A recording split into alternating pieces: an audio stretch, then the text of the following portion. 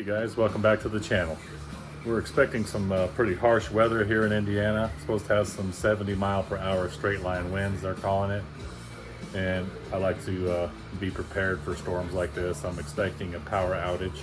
Just wanted to show you guys what I do to prepare for that. It's kind of redneck, so bear with me here.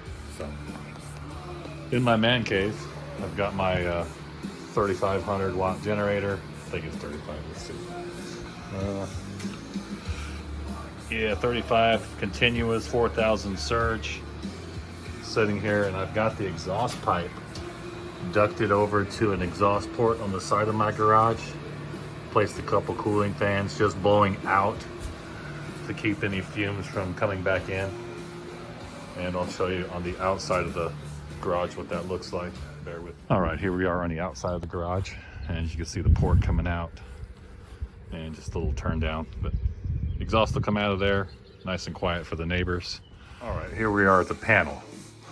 So what I'm doing is I'm going from my generator.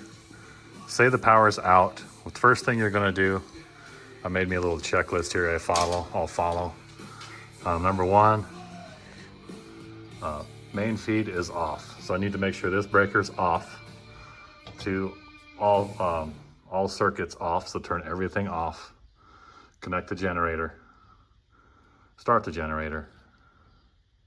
Turn the generator circuit on, which I am backfeeding my panel through my 240 volt air compressor circuit. This is not a 240 volt generator. It's only a 110 30 amp for RVs.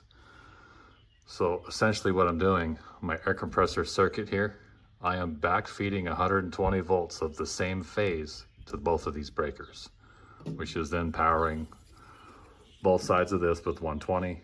So any breaker that's a 240 volt, like this Tesla charger, the dryer, disposal, dishwasher, that's got to turn off. Any AC stuff.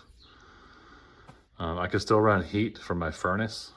It's the fan coil itself is 120, so that all still works. But anyway, I follow this checklist, and once I'm good there, I'm good to go. Most important, make sure your main is off. You do not want to electrocute any service workers that are working on the current power outage. And I'll go back to the generator and show you that part. It's the not a 240 like I said, so I use the 30 amp 120 volt with a cord I've made with a 30 amp on one side and a dryer outlet plug on the other side. And basically what I've done inside this plug, I have both hot legs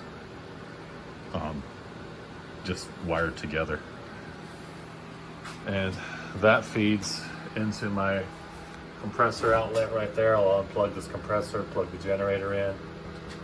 I've even got another handwritten direction sheet on how to do this. I didn't even realize that until now, but anyway, that's it. It's only for temporary purposes, obviously.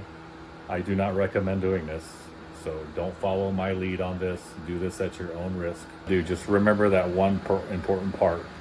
Turn that main panel breaker off. You don't want to shock anyone working on the power lines from the power outage, because you would also be backfeeding electricity to outside of your house. So thanks for watching, guys. Please like and subscribe if you like this content so I can keep it coming.